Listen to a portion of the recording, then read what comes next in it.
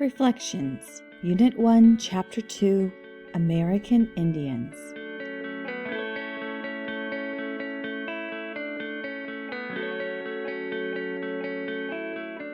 Start with the story, Race to the Moonrise, an Ancient Journey. Race to the Moonrise tells the story of Little Basket and her brother, Longlegs, American Indian children living in the Southwest more than 800 years ago.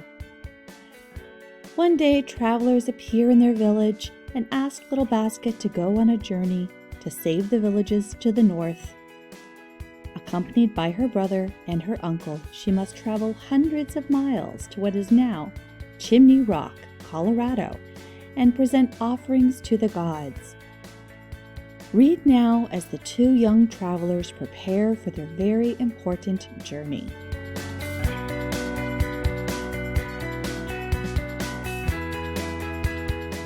Longlegs nervously rearranged his pack for the fourth time and thought about how nice it would be to carry real trade goods instead of rocks.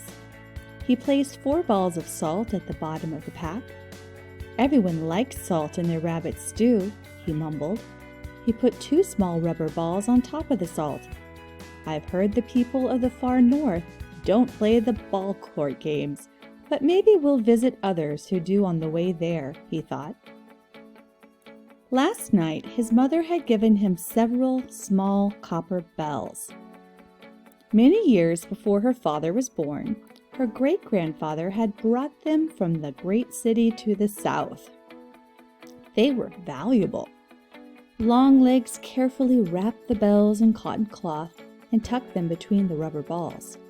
Shell bracelets, pouches of corn and mesquite flour, and dried deer meat filled the rest of his pack. Little Basket bounced toward him, carrying a stick bird cage with a red and green macaw in it. I picked up Squawk at the aviary. You're taking him, aren't you? She asked. The huge bird of the parrot family was calmly preening his long scarlet tail feathers, which almost touched the ground. Yes, he's more than a pet to me, so I don't want to trade him. But we could trade lots of his feathers, said Longlegs. I've taught him so many words. I consider him a friend.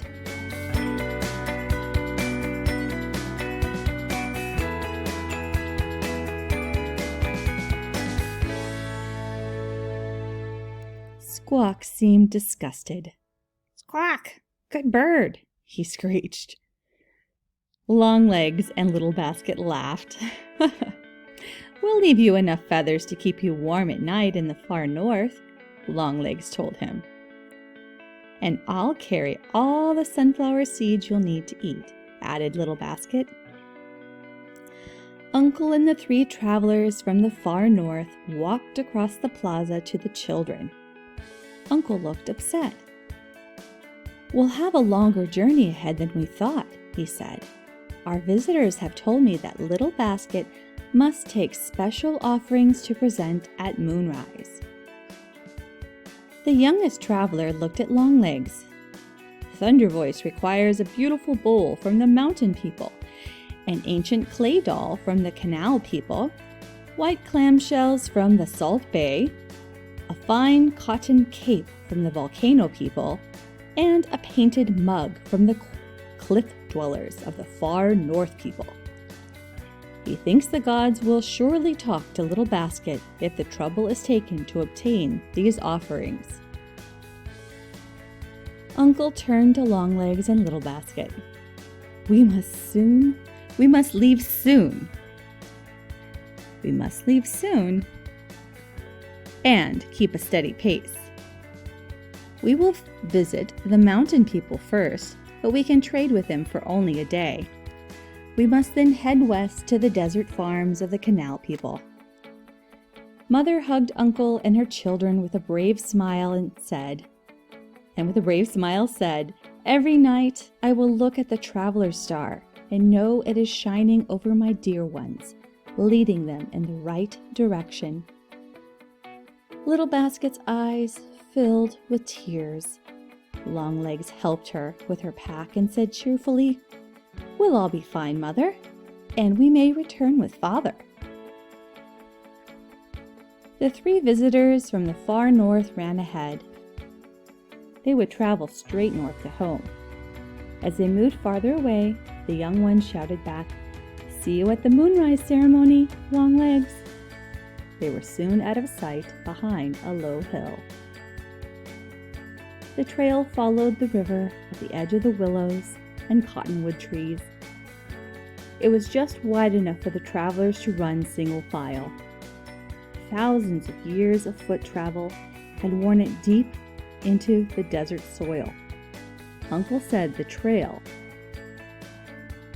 had been used by the ancient hunters before they learned to farm and even before the great trade routes were established.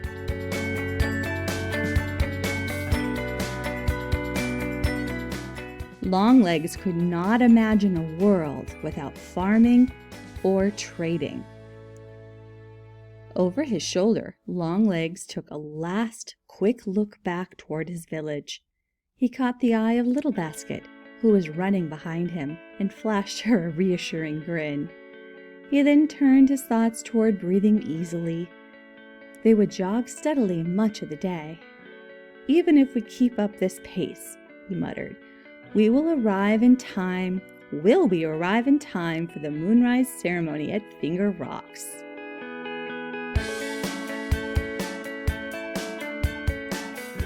What special offerings was Little Basket required to present at the moonrise ceremony?